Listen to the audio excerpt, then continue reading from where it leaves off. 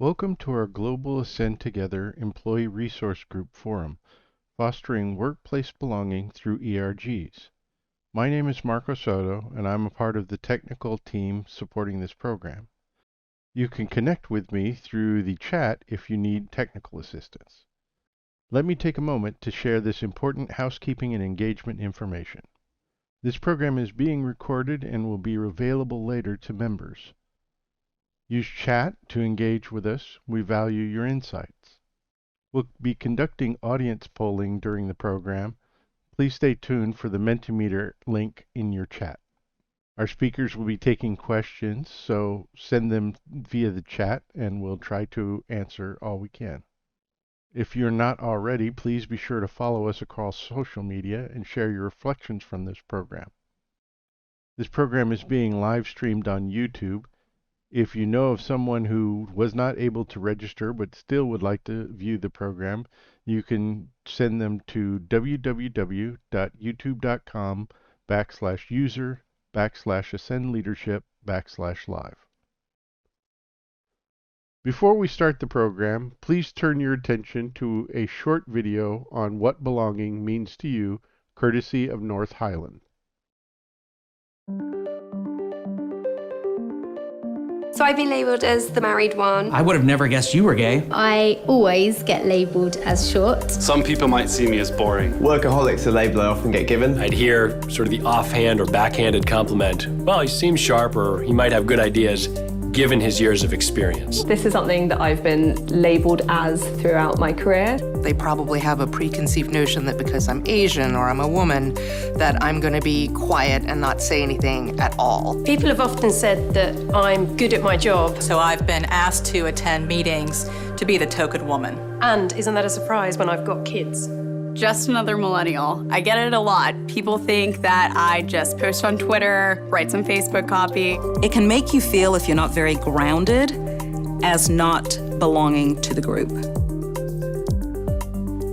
I'd like people to say, she knows what she's doing. Strategic. That's how I would prefer to be labeled. I think I really want to be labeled as someone who has an impact. It'd be great if people didn't bring any preconceptions into the room. I'd quite like people just to say, I'm just good at my job. I'd like people to appreciate that I need some space at times. I would love to be seen as a strategic social media partner. I'm under control. I know what's going on. I'd rather be known as smart. So now I'm running the meetings, not just going to be there as a token female. I want to be seen as authentic, someone who is who they are. I want people to listen to what I'm saying, not how I'm saying it. So for me, this is how I'd like to be labeled. Diversity and inclusion, when it is really working well, and it's real, and it's intentional, it has no labels. It's simply, this is who I am.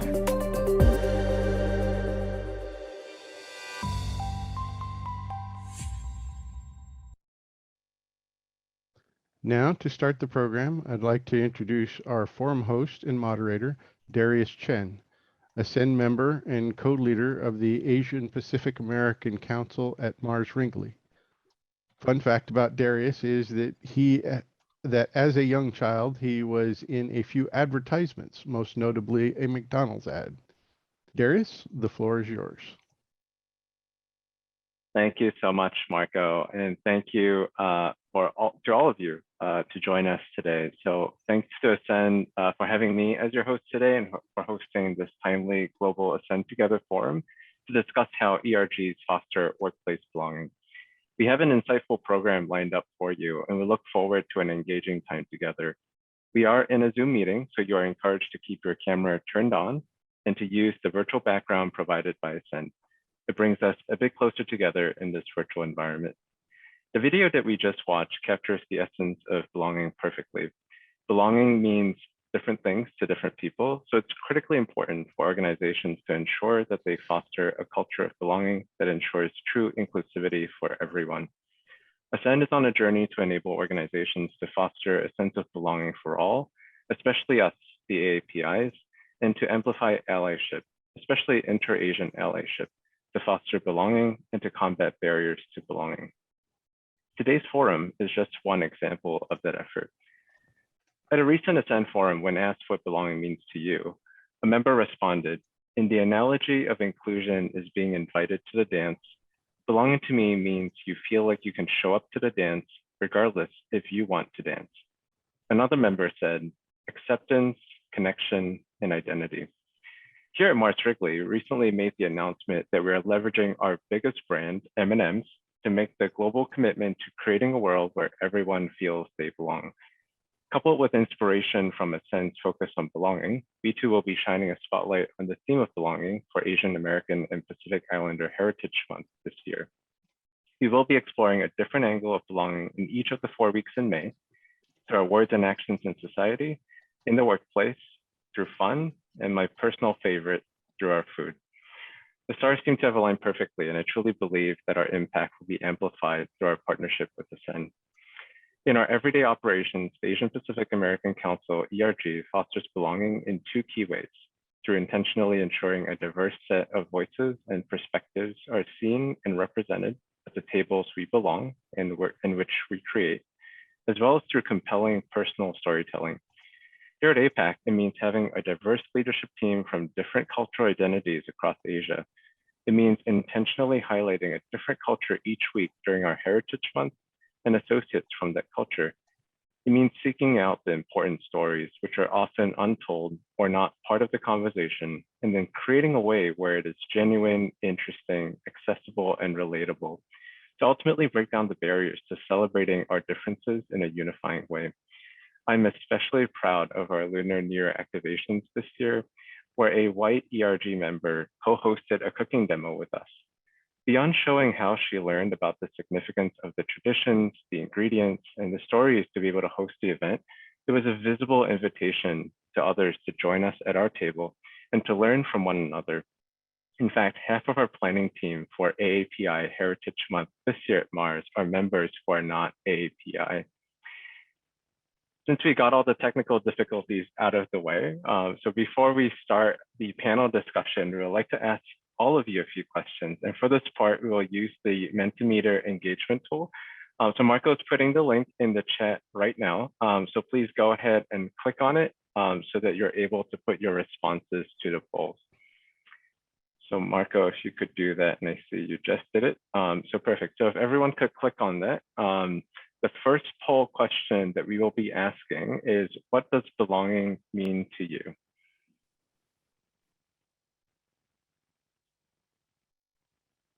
And we're seeing some responses come through, and this is fantastic. Acceptance, inclusivity, unity, equity. I love this. This is awesome. Together, being recognized, being part of the team. Yeah, I mean, all of these things certainly resonate. And I think that the biggest ones that I'm seeing on the screen here, acceptance for sure, inclusivity, and community. Fantastic. So let's move on to our next poll. And Marco, if you could launch that, please. And this next poll asks, do you feel that your ERG or BRG is equipped to foster a culture of belonging for AAPIs? Let's see, we have some yeses, 1 no, 4 no's.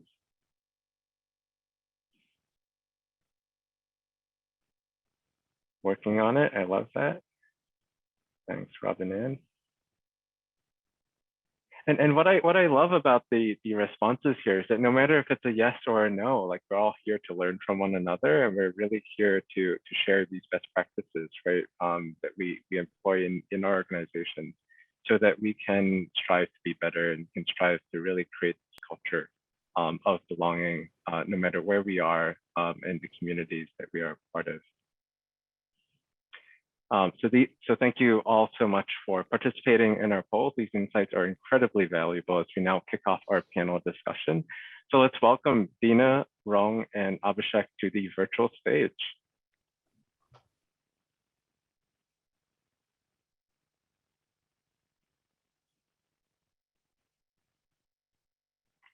There we go. Hi, Dina. Hi, everyone. It's a pleasure to be here. Get Rong and Abhishek spotlighted as well. There's Abhishek. Hey, Abhishek. Hello. Pleasure to be here as well. Thank you for the opportunity. And Rong. So great to be here.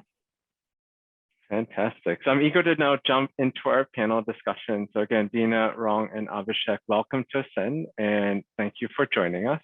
Big thank yous as well to your organizations for their partnership with Ascend. So your bios are published on the forum website. So I thought perhaps we do something slightly different to share a little bit about yourself with our guests. And as you reflect on the poll results that we just did, can you please share with us what belonging means to you? And let's start with Dina.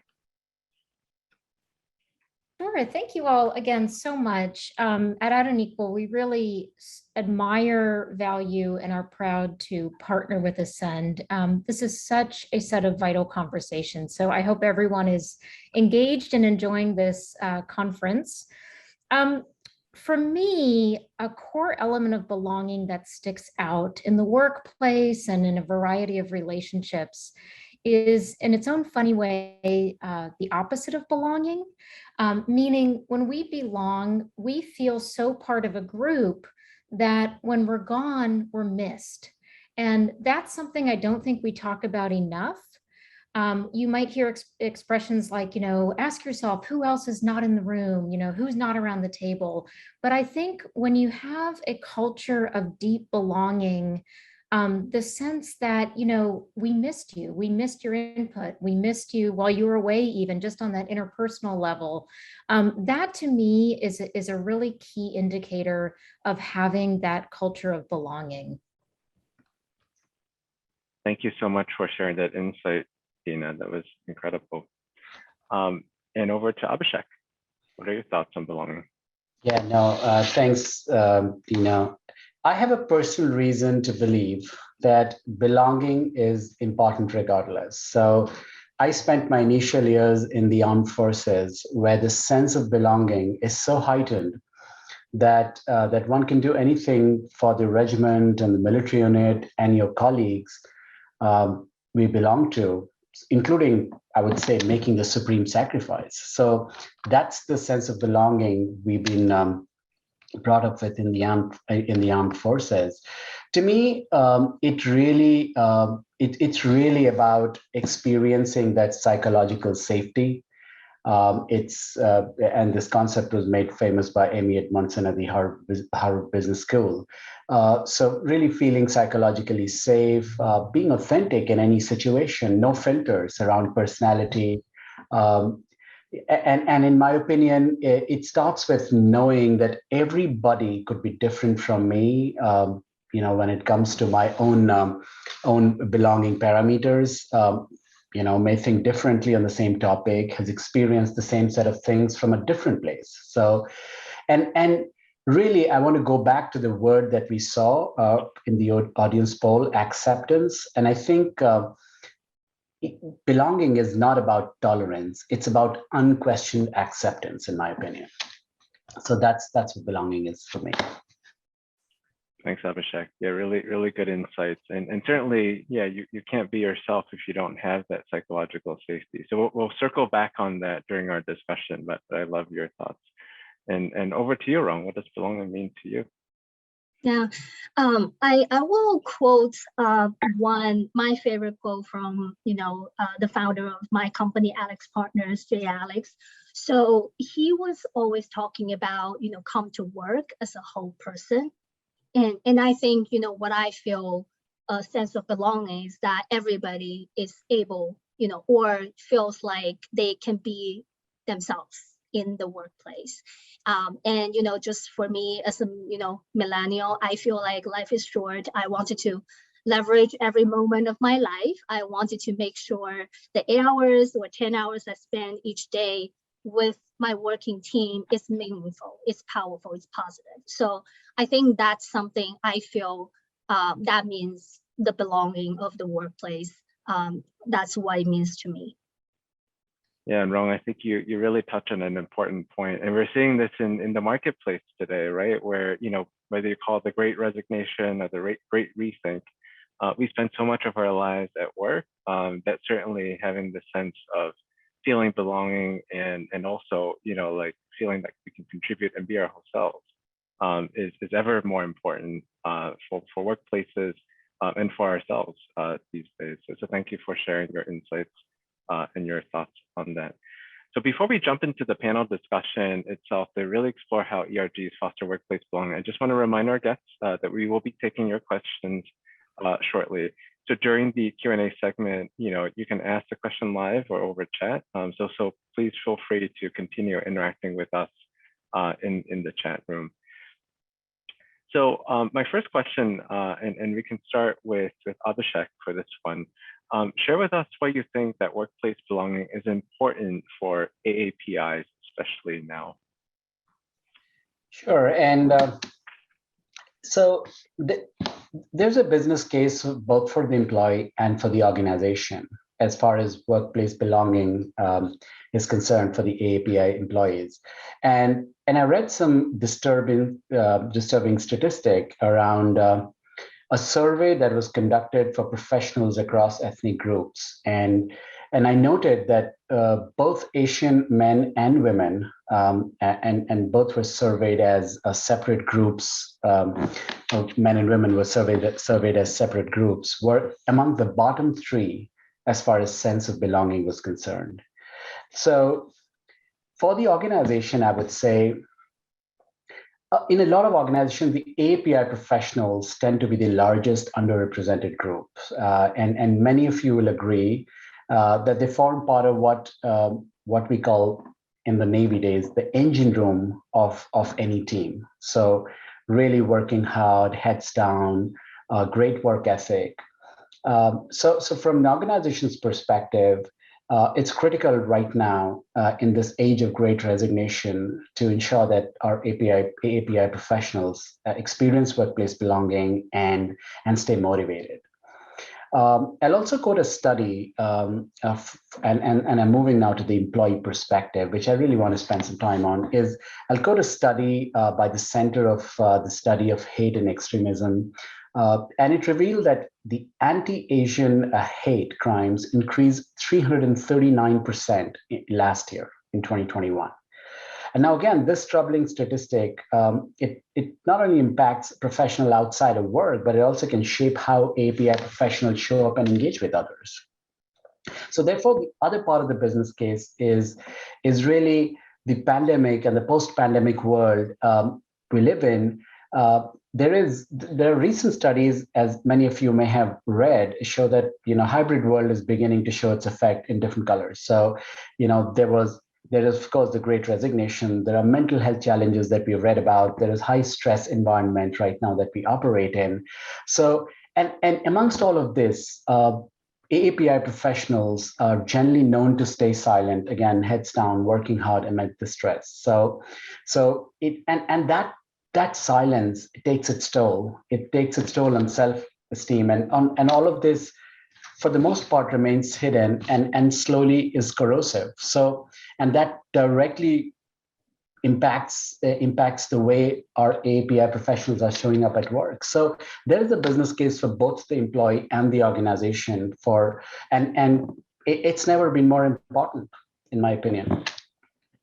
Yeah, thank you for sharing those insights, Abhishek. When you were sharing that, a couple of things came to mind, right? The Other Side campaign that Ascend has been on to really shine that spotlight on the other side of, the Asian American experience in the workplace, certainly comes to mind. And certainly when you mentioned stereotypes, stereotypes like that about how Asians put our, heads down, we work hard, that's really an oversimplification, right, of our community. And I think that, to your point, is certainly very, very damaging, when we kind of take these shortcuts, so to speak, to kind of oversimplify the diversity and the great contributions that this community can and has made in many cases. So Rong, any thoughts on that topic as well? So why do you think workplace belonging is important for APIs, especially now? Yeah. Oh, I think we might have lost her. You may have hit the leave button by mistake. By accident, yeah. So while we wait for Rong to join us, Dina, any thoughts that you would like to share on the topic? Absolutely, and thank you again. I think what has been so striking about really the last 2.5 years in the DEI space is how many leaders of diversity, equity, and inclusion, really, quite frankly, we're not paying enough attention to the API community. And it, with full candor, it took the violence and the terrible rhetoric that was taking over, parts of particularly the United States for you to see these banners at conferences and in terms of events and sort of these rallying, standing in solidarity, for example. And I think that it certainly provided an inflection point for the industry, but it also uncovered the fact that a lot of the focus and I'll use the royal we, in our spaces, the diversity, equity, inclusion spaces, we're just not doing enough. And so belonging is both, this interpersonal element that we've all talked about or touched on, the cultural element within the companies. It's also structural.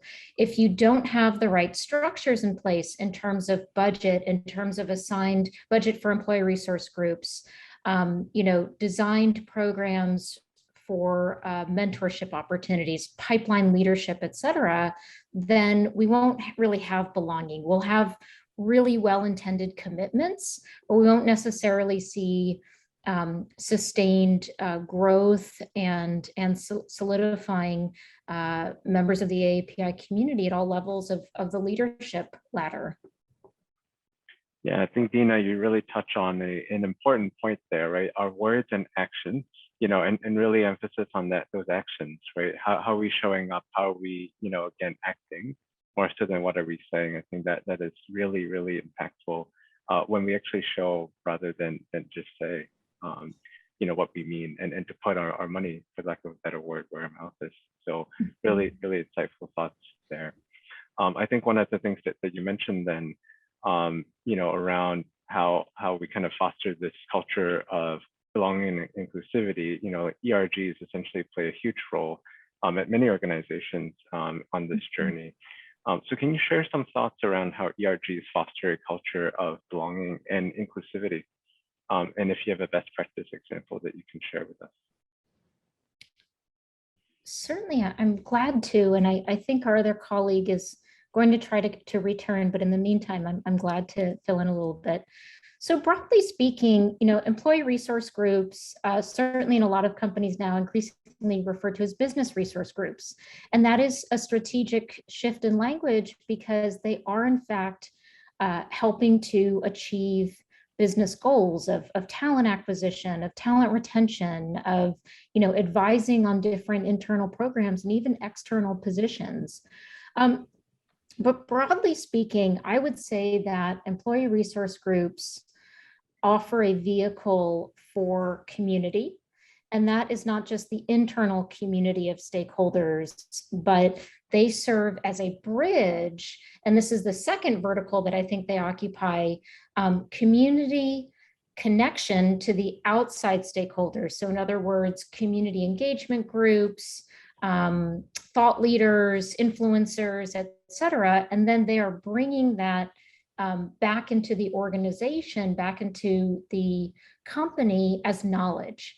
And typically that is actionable knowledge. And what I mean by that is when you have a company's employee resource group that is plugged into whether grassroots, direct service organizations focused on the AAPI community, these are folks who then can come back into the company and say, did you know how the climate right now has really shifted in the Bay Area or in Atlanta, or name another, metropolitan area.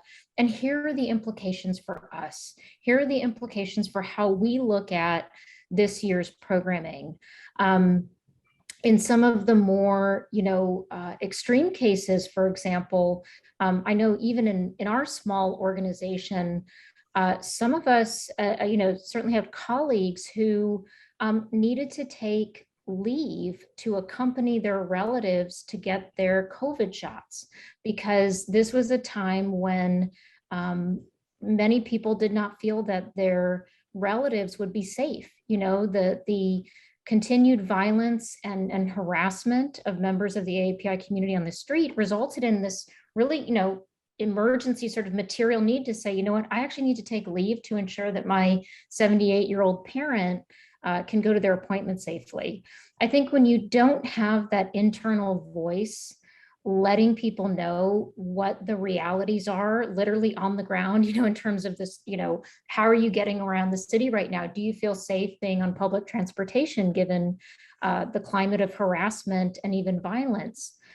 Those are extreme examples. Certainly, I don't mean extreme as in they're numerically extreme, because we know that there's, of course, been a rise in hate violence and harassment, but on the spectrum of employee experiences. And so I think, we have seen employee resource groups play this pivotal role.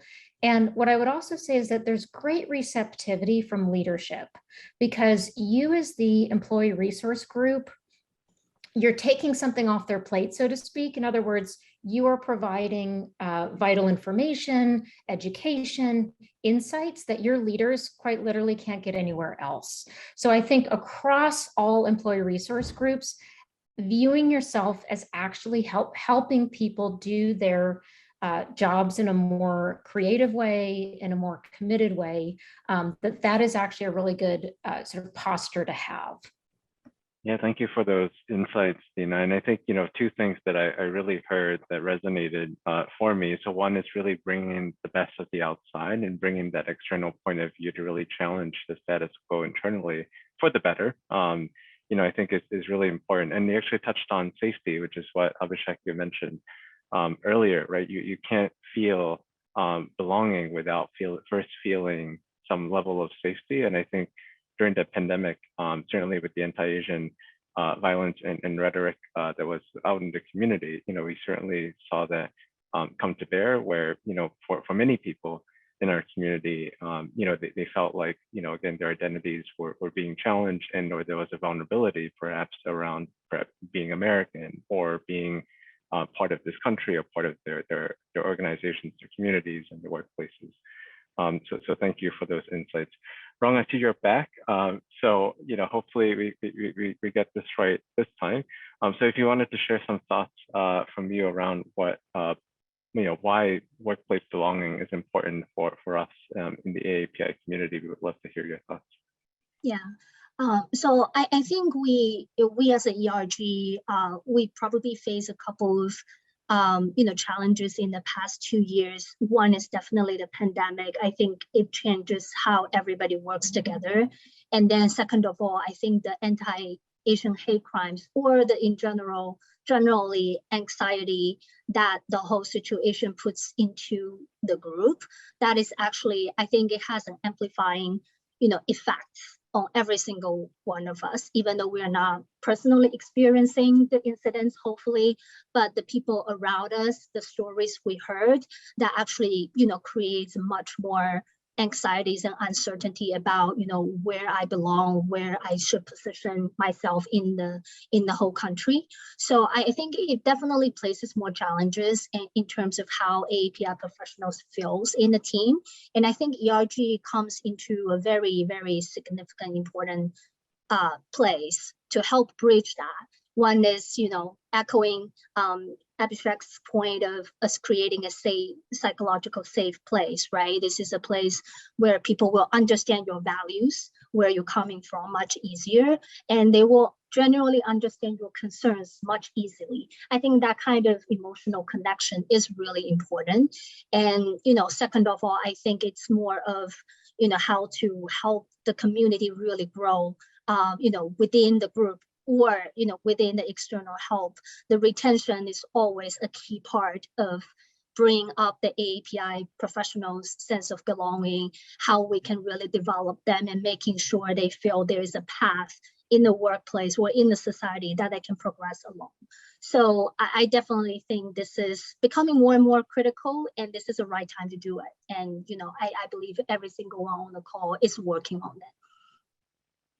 Well said, Rong. Abhishek, any thoughts from you to add to that conversation around how ERGs can foster this culture of belonging and inclusivity, and the success stories that you can share?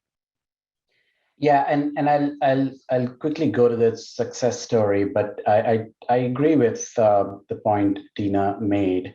around just creating a sense of community and connection. And we often take that too simply. But the reality is that as human beings, we constantly want to belong, and therefore quickly form a community.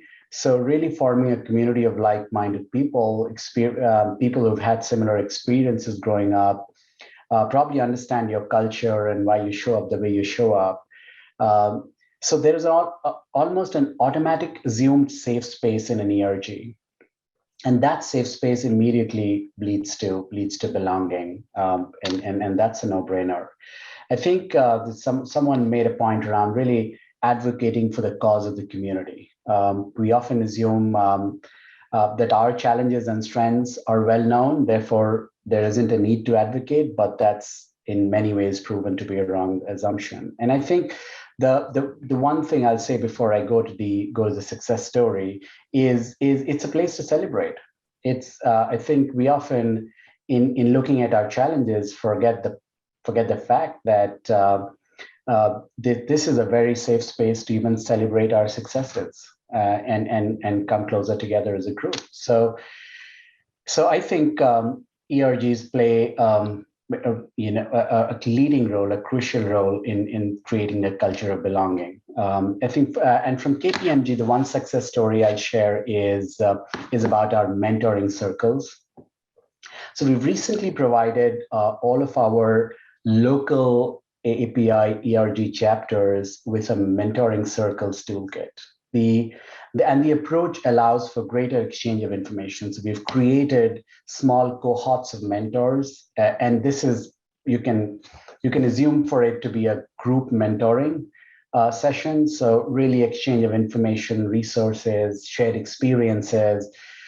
It's also proven to strengthen relationship between participants. And so therefore, again, going back to the point of offering a safe space for candor around vulnerabilities while addressing moments that matter throughout the employee experience. And we've received some really positive feedback about that, the group mentoring or what we call mentoring circles. Yeah, thank you, Abhishek, for those thoughts. And I would love to hear, Rong, your thoughts as well, perhaps from Alex, like if there are, similar best practices you can share from the ERGs there. Yeah. So as I mentioned, I think, we started to realize that, we don't have a lot of problem attracting, API candidates or hires, but what we really wanted to identify is that, what can we strengthen this, sense of belonging, strengthen their growth. And we realized that, retention or how to help our colleagues develop, internally or externally. That's really one key area of focus this year. So we started, doing a several level of structure to help our colleagues. One is definitely, from the top, we have a program about bamboo ceilings. I think it's more of an intimate MD type of level of coaching that provided to our colleagues who may have a little bit leadership type of aspirations. And we really wanted to create a safe space to talk about the concerns, the areas of development, how you can form your team of allies and advocates for yourself. So we level up from there, and we started to kind of leverage in that program and harvest the results over the years. And I think it takes a village.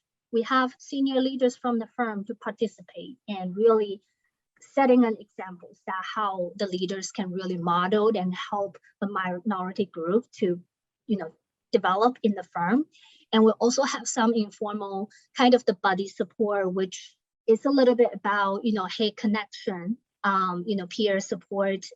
Maybe you have one level of, I have my fellow consultants who really can pair with me and I can connect with them on a regular basis. And we can talk about how you progress in your career, how we should think about really the diversity inclusion, how you can really expand your horizon. So there are a lot of career support that we built in the firm, and we started to see really positive impacts that people feel this is a place that they're really seeing themselves being cared, that someone will think about you after time, and they wanted to invest the time for you. And this also bring out, kind of keep their eyes open as well. What are, the great opportunities I should really seize? What type of, kind of relationship I should be working on? And I think this is really kind of what we wanted to do, not focusing on specific results of driving how many promotions we have over years, but it's the progress, it's the feeling, it's the sense of belonging created along the way that will eventually help us getting there where the ideal places we wanted to be. Absolutely. Thank you so much for sharing that, Rong. I mean, that feeling of being cared for and having that safe space, a nurturing space where you can actually, share some of these thoughts and feelings with someone who understands, right, what you're going through because they've been through a similar experience, I think is so powerful and so important. So thank you so much for sharing that. We're speeding through our agenda and we will get to questions here in a minute, but both of you mentioned this idea of an assumed safe space, which I really love. And I want to ask actually Dina this question because I think it's an important one.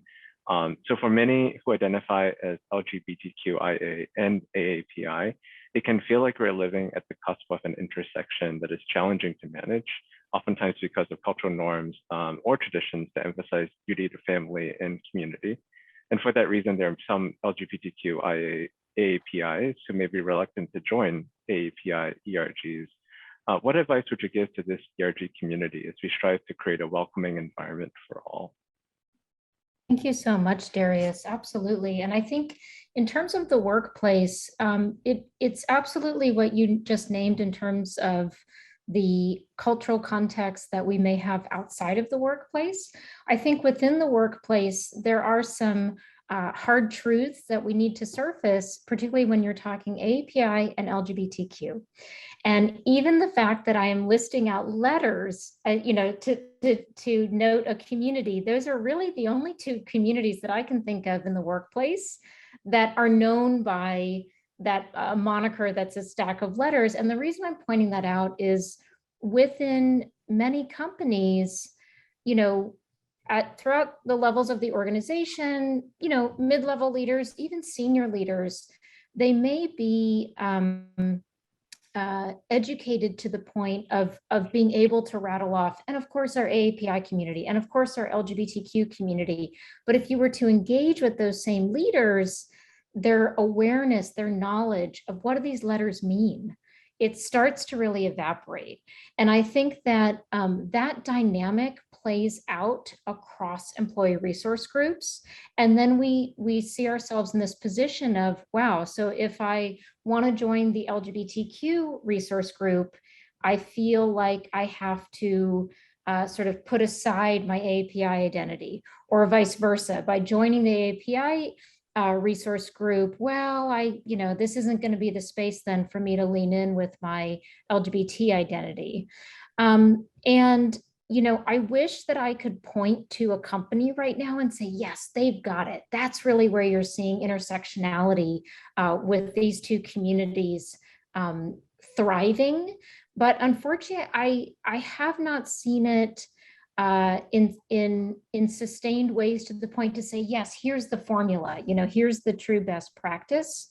But having said that, there are some tactics and some fundamentals here that employee resource groups have taken on. One is because of the onslaught right now, speaking particularly in the United States, the onslaught of anti-LGBTQ bills, you've seen these state to state, certainly political rhetoric, the Don't Say Gay bill, et cetera, coupled with the rise in violence, harassment, and then by extension, awareness of that rise in violence and harassment of the AAPI community, we actually have a unique moment in time in which there's a real receptivity to what did we get wrong? What are we not doing for our employee base right now?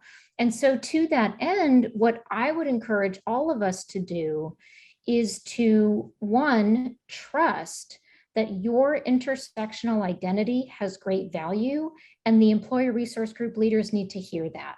And if it means a slightly uncomfortable moment in which essentially you're shedding light on the fact that the group hasn't really made space for you, if you can hang in there through that tough conversation, on the other side, you will both be enriched. In other words, you as the individual employee, but the employee resource group itself. And what we have seen is when individuals take on the charge of improving and helping their ERGs to evolve, more will follow.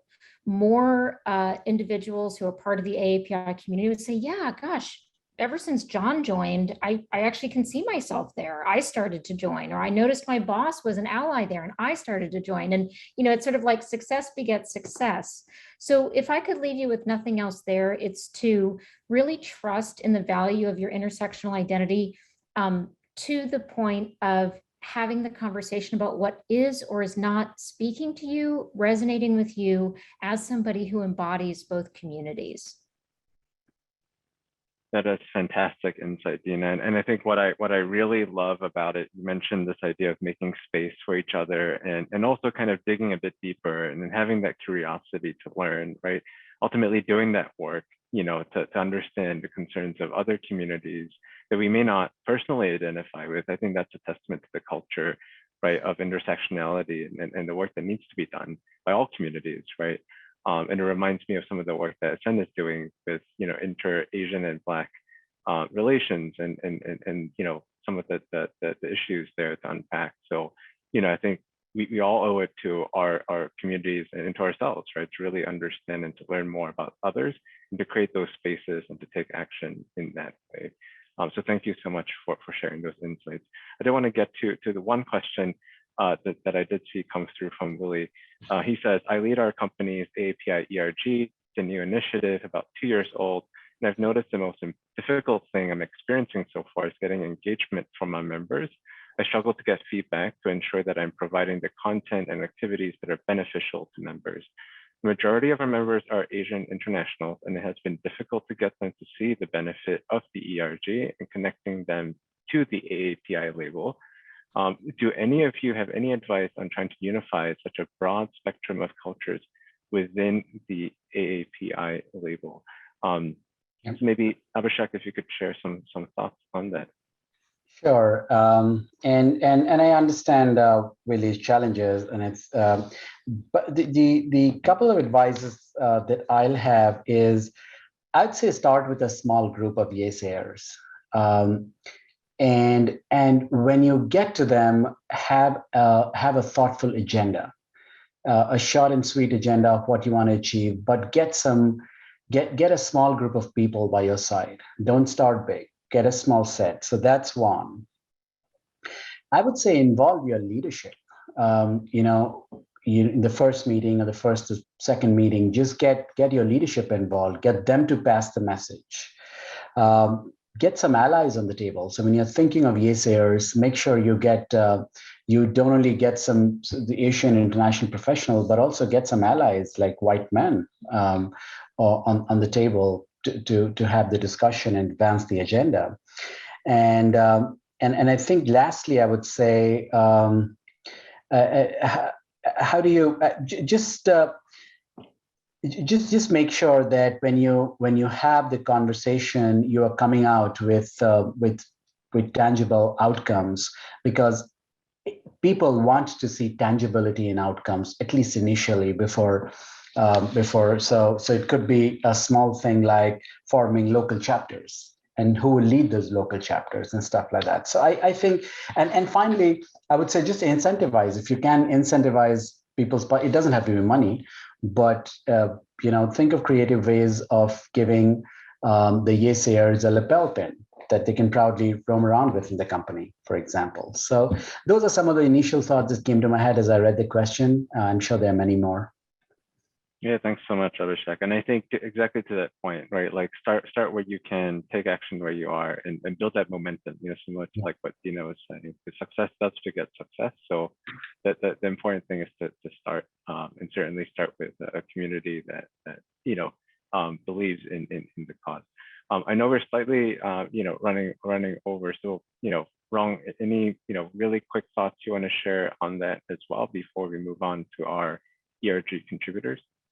Yeah, I mean, great question. I think one level of the action I might take, I would recommend is that maybe talk to a couple of people that representing different, subcultures and, really kind of being, having a candid conversation with them to identify, what are the roots of the problem, right? Of why people are not engaged. And from there, I think Abhishek provides a great structure to think about, building out.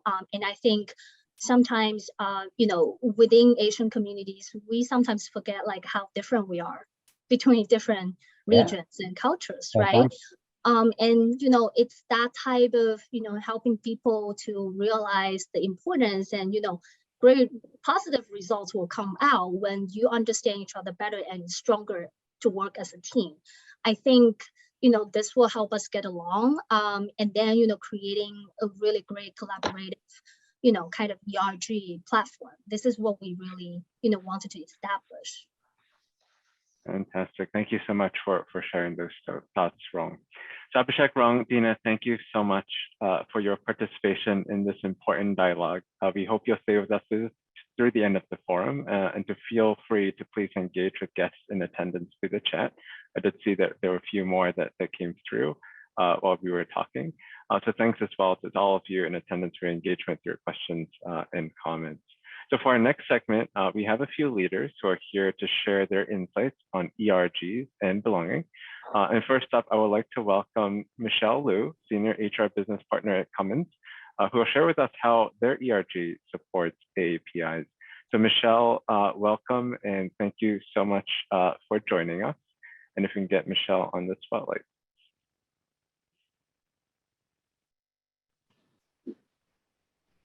Thank you so much.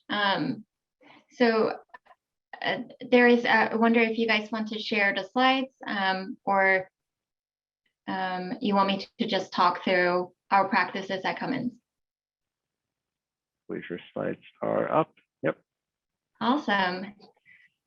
Thank you everyone for having me. This is a phenomenal time to talk about the ERG work and talk about AAPI community and how we as ERG leaders help support our employees and also help support our greater communities and all of our employees for to contribute to the work of Journey to Belonging or the journey for diversity, equity, and inclusion. And next slide, please. And I wanted to highlight some of the events that we did at Cummins since last year. As you all kind of mentioned, all of the panelists, we also launched some campaigns and activities within Cummins with a strong focus on the allyship.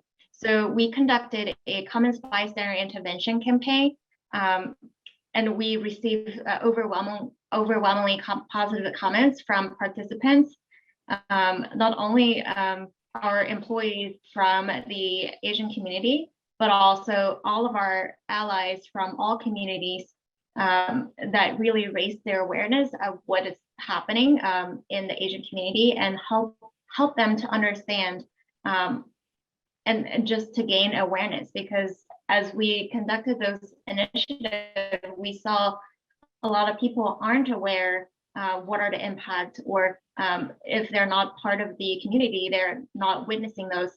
It's hard to get a personal impact on them. And those activities that we did really impact them on a personal level.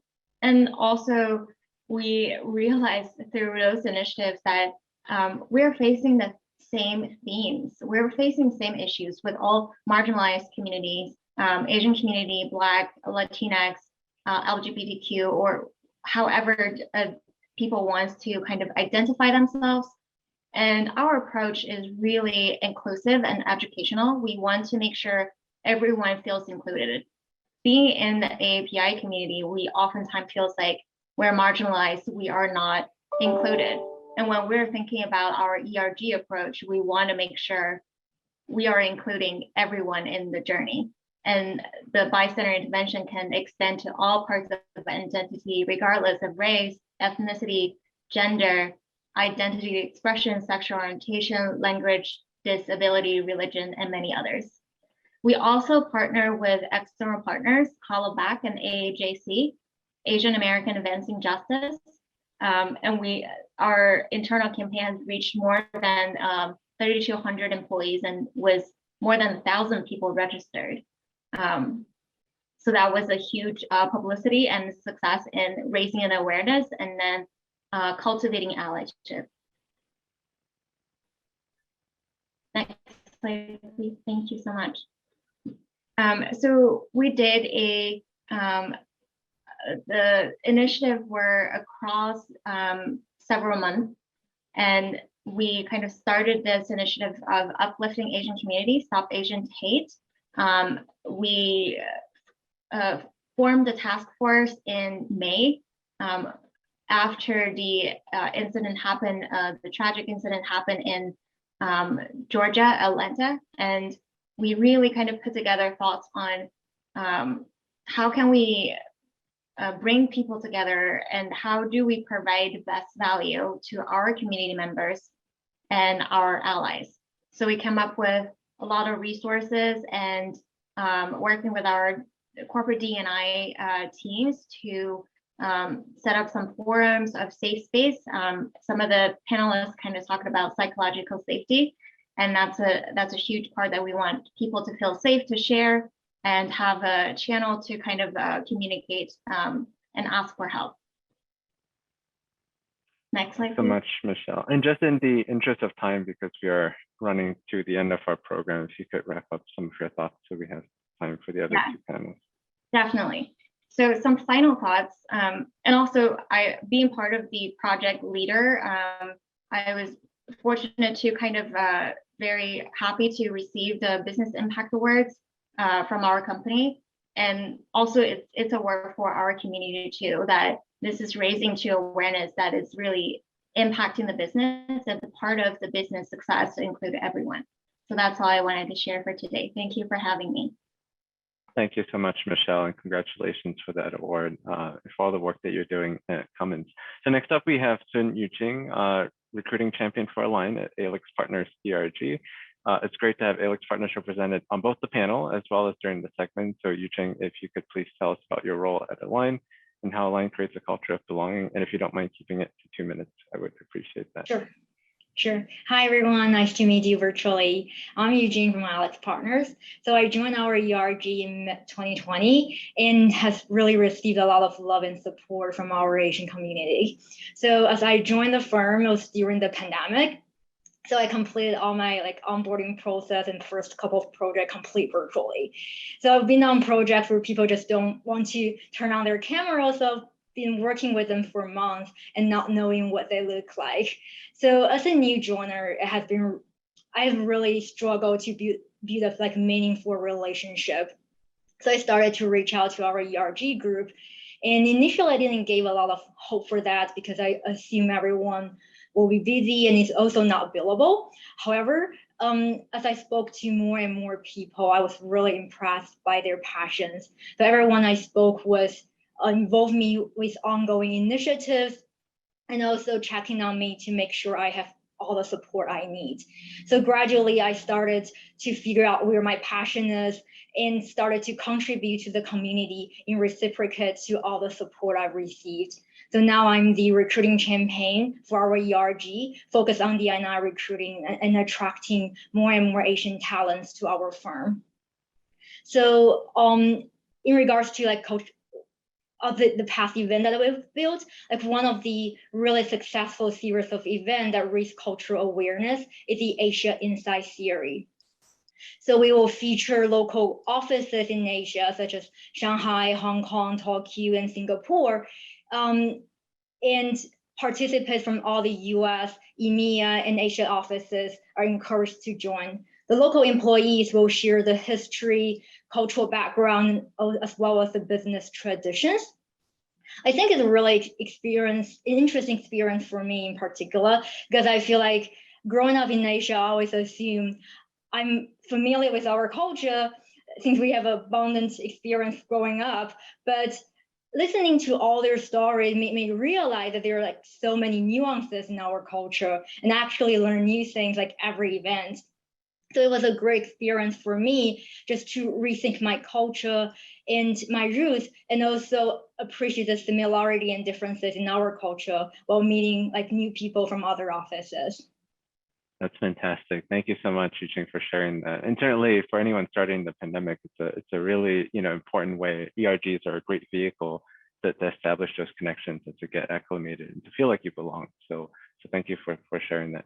Finally, I'd like to welcome Kalyani Martinalango, the pastor of Dow's Asian Diversity Network, to share with us how ADN supports APIs. And Kalyani, if you could keep it again to less than 2 minutes, that would be appreciated. Sure. Thank you, Darius and Rabina, for the opportunity here. Really, there's two things that I wanted to talk about. Right, one is the recent, a lot, with the COVID and a lot of the anti-Asian sentiment out there. What ADN and DAO has done to help us with a sense of belonging, and the other thing is more of I think, a long-standing topic in terms of Asian development and what is DAO doing to help us, kind of cultivate that sense of belonging. With the anti-Asian thing, we were actually signed up, one of the signatories to the Ascend's 5-point agenda against COVID-19 bias early on in the pandemic in May of 2020. That really kind of helped. It was something that the ERG brought to the company, and DAO signed on to it, but it really helped us to feel appreciated, right? Because that the company actually values and understands that there's a bias out there against Asians caused by the COVID-19. And also early in 2021, before most of the companies did, our CEO actually put out a statement out there condemning the violence against Asians at that time. And he was probably one of the early ones, right? With most of the people did it after the Atlanta event, but we did it like in early February, and it was actually catalyzed by our Chief Inclusion Officer. She read some things about violence against Asians being underreported or unreported, and it's a much bigger proportion than maybe what we're hearing about. And she took it and brought it to the ERG, and we worked with our CEO to make a statement against this, right? So it really kind of when we see that the leadership appreciates and understands what we go through and acknowledges that, right? That really helps us to say, okay, the company, we're not invisible, right? And that's where a lot of us, I think, sometimes feel like we're invisible out there. And this really helps from a API perspective. We belong at DAO, right? And the ERG Asian Diversity Network really kind of helped bring some of this to our attention of the top leadership. And from I know we're kind of at the time, but in terms of the development thing, right? That's something that we've been working on for a long time, right? 22 years since the ERG has been around. And I can say that, there's definitely now a lot more appreciation for the gap of Asians in leadership within the company, and the company is actively supporting us. We've just piloted a sponsorship program aimed at moving the kind of the mid-level managers, to director levels and beyond. And this is something I would say a big part our ERG played in helping the company understand the gap, and making sure that we have a plan in place, a program in place, an initiative in place to help the Asian talent at DAO, right? To really both promote as well as retain the talent. So those are two things that I wanted to highlight from a DAO perspective, where I have personally benefited, but also just the company, how it creates a sense of belonging. Awesome. Thank you so much, Kalyani, for sharing those thoughts and for creating that platform, right, at DAO, where again, the Asian and Pacific Islander community really does then have a voice right at the table. So thank you for all that you do.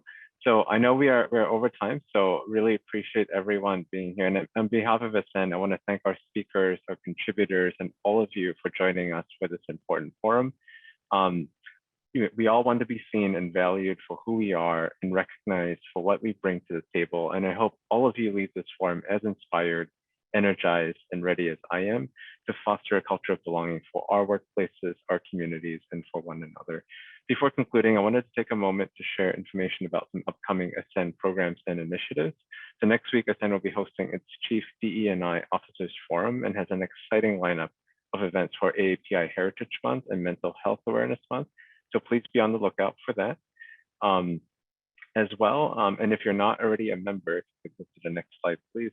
Please join us by checking out the membership options that are available, the link that you see on your screen, along with the great work being done by the Ascend Foundation. The publication that I mentioned earlier to you guys was a thought leadership paper about the importance of elevating Asian Black allyship in corporate America, which I encourage everyone to read. Please also save the date on June 15th as we take a deeper look into this topic in particular. Last but not least, do stay connected and engage with us, no matter the platform you prefer, and let's continue this important conversation there. And with that, we are at the end of our program. So thank you so much, and bye for now.